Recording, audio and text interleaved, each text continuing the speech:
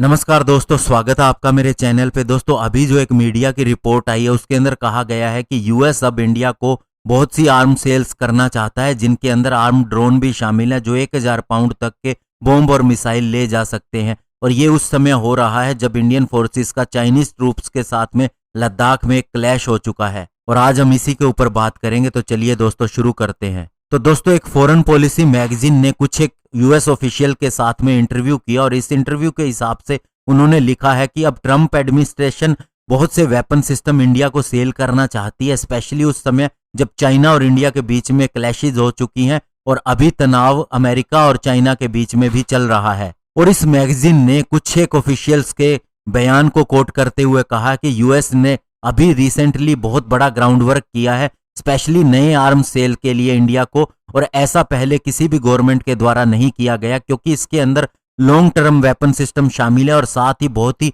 Higher level की technology शामिल है और बहुत ही सोफिस्टिकेटेड चीजें शामिल है, जैसे कि आर्म ड्रोन्स इनका एक उदाहरण है। प्रेसिडेंट डोनाल्ड ट्रंप ने ऑफिशियली बहुत सी रूल्स चेंज किए हैं, स्पेशली जो रेस्ट्रिक्ट करते थे मिलिट्री ग्रेड के ड्रोन को फॉरेन पार्टनर को देने के लिए, जैसे कि इंडिया, तो अभी उसके अंदर चेंजेस भी कर दिए गए हैं। और साथ ही अभी ट्रंप एडमिनिस्ट्रेशन ने मिसाइल टेक्नोलॉजी कंट्रोल रिजिम के अंदर भी बहुत से चेंजेस किए थे, ये इसी का ही एक उदाहरण है। और एमटीसीआर के अंदर सीधे सीधे चेंज करने से अब यूएस इन ड्रोन्स को इंडिया को दे सकेगा, क्योंकि पहले इनकी स्पीड और पेलोड ले जाने की क्षमता के हिसाब से रेस्ट्रिक्शन थी, लेकिन अभी ऐसी कोई रेस्ट्रिक्शन नहीं है। और अब यूएस इंडिया को आर्म्ड प्रीडेटर देने जा रहा है जो कैटेगरी 1 के अंदर आता है। और एक कांग्रेशनल एडी ने भी बताया है, जो इस फॉरेन पॉलिसी के मैटर को जानकारी रखते हैं, कि MQ-1 प्रीडेटर ड्रोन 1000 पाउंड के बॉम्ब और मिसाइल कैरी कर सकता है, जिसे इंडिया को दिया जाना है। और उन्होंने ये भी बताया कि स्टेट और डिफेंस डिपार्टमेंट दोनों मिलकर अब इस ट्रांजैक्शन को पूरा करने जा रहे हैं।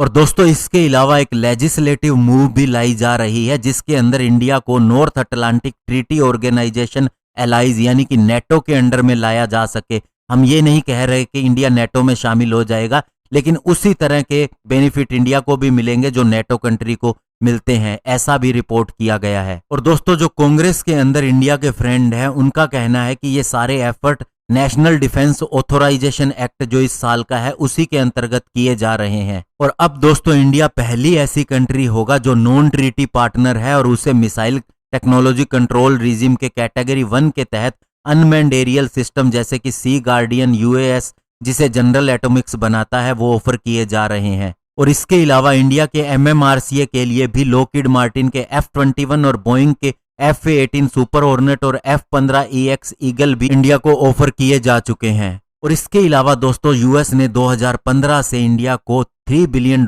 के लिए ऑथोराइजेशन दिया है, स्पेशली उन वेपन और इक्विपमेंट्स के लिए या उस टेक्नोलॉजी के लिए जो यूएस म्यूनिशन लिस्ट की कैटेगरी 21 के तहत आती हैं।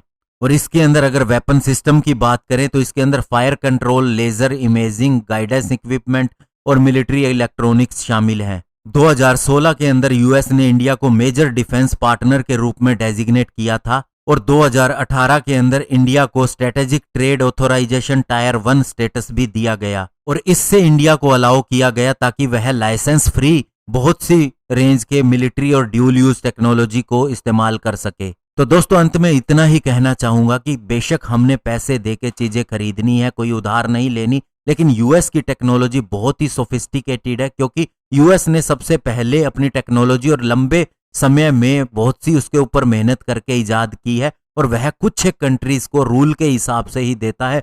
हर एक कंट्री यूएस से वेपन सिस्टम नहीं खरीद सकती और उनके यहाँ इस चीजों के कानून बनते हैं। जैसा कि आपको पता होगा कि एक लॉ बनाया गया था शुरू में ताकि F-22 की सेल किसी भी कंट्री को न हो सके और उसको आज तक फॉलो किया जाता है। कोई भी देश F-22 हासिल नहीं कर सका है, केवल यूएस फोर्सेज ही उसे इस्तेमाल करती हैं। तो ऐसे ही यूएस के जो वेपन सिस्टम है उसके लिए समय समय पर इंडिया को अलग अलग पावर्स दी गई हैं ताकि वह उनका इस्तेमाल कर सके। और यही कारण है कि अब इंडिया यूएस का मेजर डिफेंस पार्टनर है और अब उसे वह ड्रोन भी दिए जा रहे हैं। धन्यवाद। जय हिंद।